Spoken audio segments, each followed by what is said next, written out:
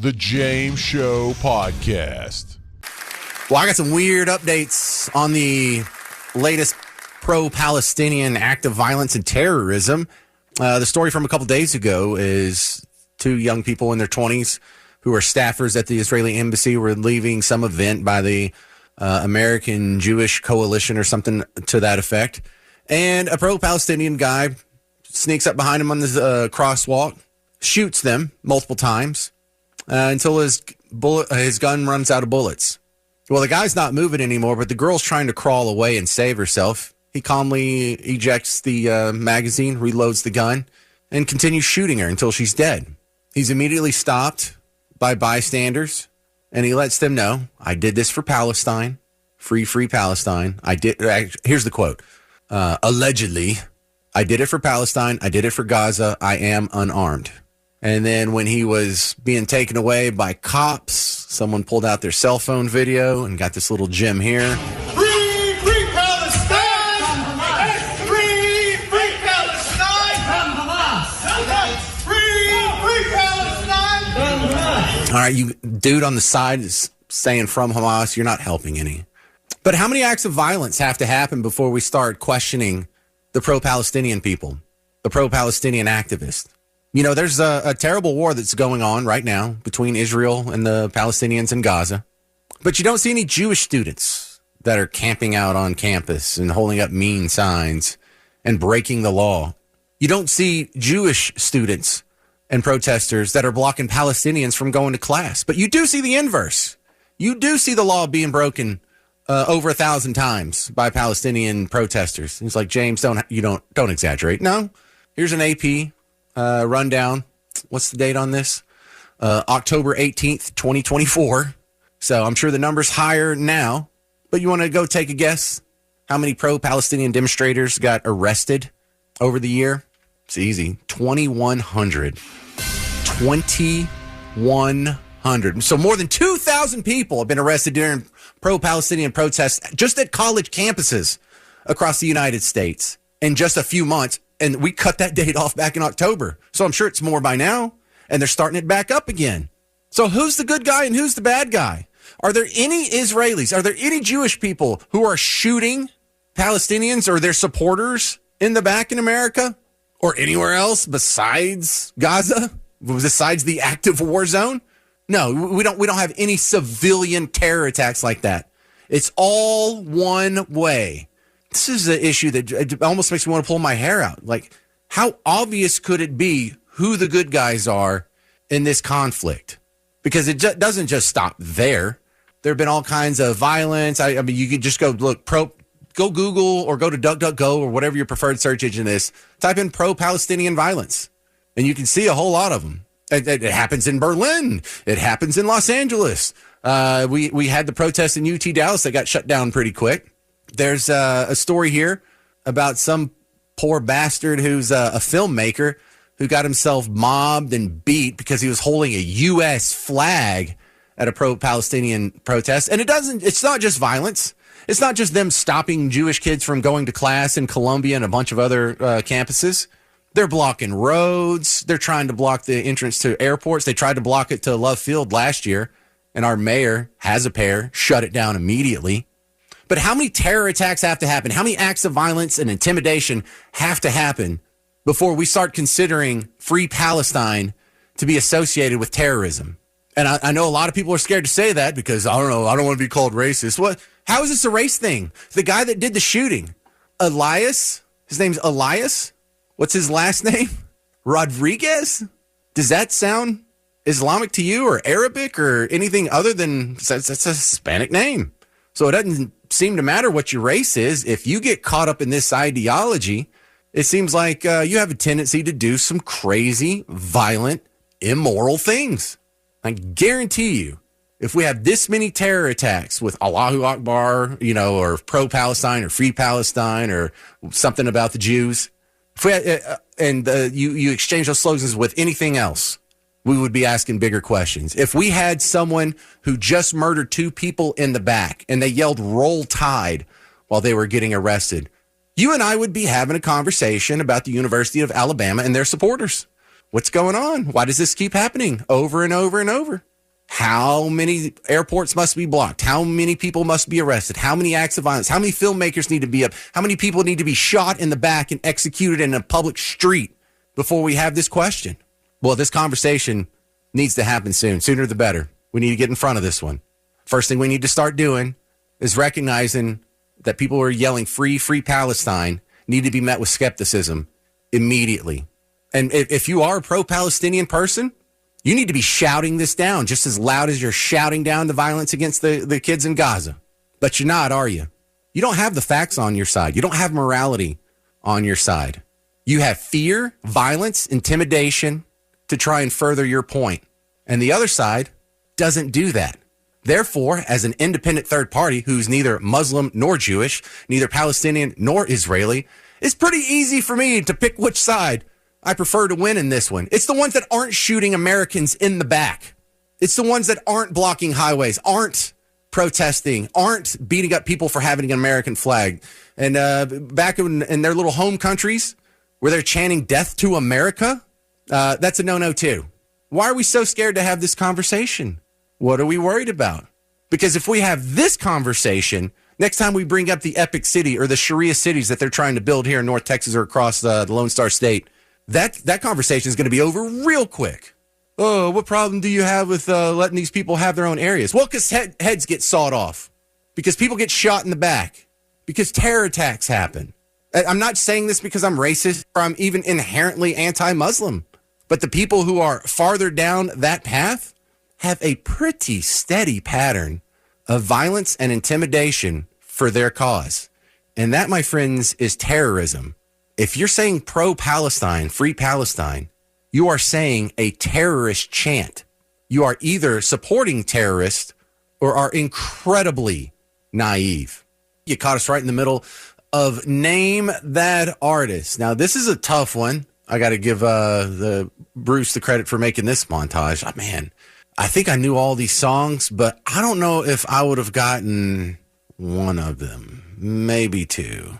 I think just the fourth one I would have missed, but I think I would have gotten the rest of them. If you want to win tickets to go see Luke Bryan, he's coming up June 20th at the Dos Equis Pavilion. Do you know all of these 10 artists? Go. Cool and at a war, and I'm looking for some action. But like Mick Jagger said, I can't get no satisfaction. Here is the goal. Back with the bass, the jam is live in effect, and I don't waste time. OPP, how can I explain it? I take it frame by frame it. To have y'all on jumping, shouting, saying it. O is for other, P is for people scratch a temple. The last P, well, that's not that simple.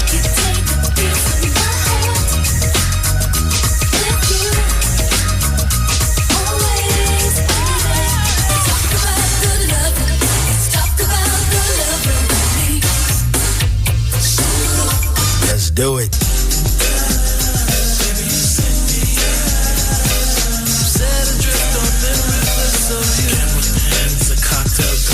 This will be the day you will hear me say that I will never run away. This here's a jam for all the fellas. Try to do what those ladies tell us. Get shot down cause you're overzealous. Play hard to get females, get jealous. Hey, you got me knocked out, turn me inside out. You done missed my heart. Hey, you got me knocked out, baby, there's no doubt. You swept me off my mind. Okay. That's a tough one. If you want to get in line, 800-288-9227, 800-288-9227. Listen, you don't have to get them all. You just have to do better than the next guy. Let's start with George in Haltom City. Hey, George, you ready to play some Name That Artist? I'll give it a shot. All right, well, let's hear your shot. Ready? Go. Got Tone Loc. Yes, Tone Loc. CNC Music Factory. Yes, sir. Naughty by Nature. Amen, brother. They never told me what that last piece for. That's so rude. Anyway, go ahead. I think it was it Taylor Dayne? Oh, man. You know what? That's pretty close. Go next one. PM Dawn. You skipped one. You skipped another female artist. Oh God, was it? What's her name? It wasn't Janet Jackson, was it? No. It wasn't Janet Jackson. That's really close. Anyway, go ahead with the rest of your list. I've got PM Dawn. Yes. Prince. Young Yes. MC. Yes. And Paula Abdul. Yeah, not just Paula Abdul. Paula Abdul, a deep cut. That wasn't even one of her bigger hits. I remember Knocked I Out. just recognized the voice. Yeah, I just recognized the voice. Yeah, I think my sister had that tape when I was in middle school. All right, you got 9 out of 10. I don't think there's anyone on hold who can beat that. Hell, let's just give it to you. Because it was Sheena Easton was the one where, yeah, and it's the second I said that. And it wasn't Taylor Dane. It was Tara Kemp. So your full list, by the way, let's just go ahead and make it official. You're going to win, sir. But here's the full list for everyone playing along in your car. Tone Loc, CNC Music Factory, Naughty by Nature, Tara Kemp, Sheena Easton. There's another little Tone Loc, Let's Do It, thrown in there, but we don't count that. PM Dawn. That's what I was going to say. I heard that. Yeah. PM Dawn, Prince, Young MC, and Paula Abdul. Congratulations. George in Haltom City, you just won tickets to go see Luke Bryan, Dos Equis Pavilion, June 20th. For the rest of us, we have to go get our tickets at livenation.com. All right. Well played, sir. We're going to put you on hold. Don't hang up. Garrett will get your information, and then we email you the tickets because it's 2025, and we don't have hard tickets anymore. All right, coming up next on the James Show. Oh, quick reminder, the next James Show meetup, listener meet and greet, is going to be at Manny G's in Keller Tuesday, May 27th from 7 to 9. All right, so tell your friends, tell the other listeners, friends that you think would be interested in going. Tell your husband or your dad, because I know they probably think I'm funnier than you do. But Manny G's this coming Tuesday, like 4 days from now, at 7 o'clock-ish. Just depends on how long it takes me to get through traffic to get over there. Come on out, say hi, take a picture. Judge me based on my appearance. Have a lot of drinks, and we'll have a good time coming up Tuesday at the next James Show listener meet and greet. I wanted to end with something that I know you would love. This is so great. So The View, they were just as guilty as anybody else in the Biden cover-up of his mental decline. They were the ones out there cheerleading for him, just among the hardest, right? You didn't see... well, I should say it's hard to find a more hacky, pro-Democrat, pro-Biden show than The View. So how do they have this new information in Jake Tapper's book put in front of them? How do they rationalize this in their head? How do they solve the cognitive dissonance that happens when what you have been saying is true for the last 5 years turns out to not be true? Oh, this is hilarious. It's so great. So great. I got 2 clips for you. What do you think just guess, what do you think the excuse is? All right, let's see if you're correct. I have 2 clips for you. Let's go. The problem is there's a trust issue here. There's a massive trust issue with the There has voters. always been a mass trust issue because politicians, media, nobody does what they're supposed to do. Now, I say, for me, listen, he's 83, so he's a little stumbly, he's a little rumbly. I can't point to anything that he's done. Nothing? That he did. No. As That he was running for next 4 years. But I'm saying, I want, not you, but I want somebody to tell me, well, when did you know it was bad? If you knew, why did you wait? Yeah. So can I answer that, Can I get in He for a said second? that it was after he moderated the debate. Yes, but that's not, I'm sorry, baby. That's not what I'm talking about. I'm talking about if you're telling me that hundreds of people knew that he was not able to do his job, then where the hell was everybody? He did his job. He did his Well, job. that's the point. What level of fantasy world is this lady living in? All of the right-wing media sphere was just a volcano of criticizing Biden's mental decline from 2019 until last week. Where were you? We were in the right-wing media, ding-dong. We're the ones that we were telling you. You were shouting us down. You were calling us terrible names. You were calling us literally Hitler. Turns out we were right. Where were all y'all? We were right here. We were on the James Show. We were on WBAP. Casey was saying it. The morning show was saying it. Dan Bongino was saying it before Vince was saying it. John Hannity was saying it. Glenn Beck was saying it. Clay and Buck. Everybody was saying it. You can't find one person in the right-wing ecosphere that wasn't saying it. To act like this is just new information. Why didn't they tell us? What'd you do? Lady, and even if nobody told you, you saw it yourself. I wasn't saying Biden's having a mental decline because I was parroting what other right-wing talk show hosts were saying. I was saying it because I saw the videos, because I saw a guy who was losing his train of thought, who was not the same Joe Biden that we had known our entire lives. It was not the same Joe Biden from the Anita Hill, Clarence Thomas hearings. It wasn't even the same Joe Biden from when he was vice president under Barack Obama. What do you mean, where were you? Here's the other clip before we get out of here. It's too delicious, isn't it? So, should anonymous sources who talked to Tapper have spoken up about their concerns while he was in office, while he was still in office? And my other question is, why is this important to know now? Yeah. Well, that's Who cares? It just seems to me. Yeah. You know, we got a lot of stuff to be concerned about at the moment. So I list them? Yeah. So I list them? Yes. Yes, okay. please. Here's Yes. the Trump's atrocities. I'm going to list them for you. Cutting Medicaid. Yeah. Well, this is what we're concerned about now. Oh, I got you. Okay. Cutting Medicaid, slashing funding for cancer research. Yep. Rising prices because of tariffs. Dismantling USAID, which helps children and people who are poor around the world. Yeah. Fears of recession, destroying due process, ending birthright citizenship, dismantling the Department of Education, rolling back regulations on air and water quality, destroying our relationships with allies like Canada and the UK, and targeting his political opponents. Preach. And that, not only that, but he also said that Joe Biden has stage 9 cancer. Oh, really? Where did he come up with that? When is Jake Tapper going to write a book about the cognitive decline of the person who is in charge right now? Well, just let me know when he forgets when his own child dies or someone close to him dies. Let me know when he starts falling upstairs on a regular basis or falling down. Let me know when he falls off a bicycle. Let me know when he just loses his train of thought midway through a conversation about 400 times over a 6-year span, and we can have that conversation.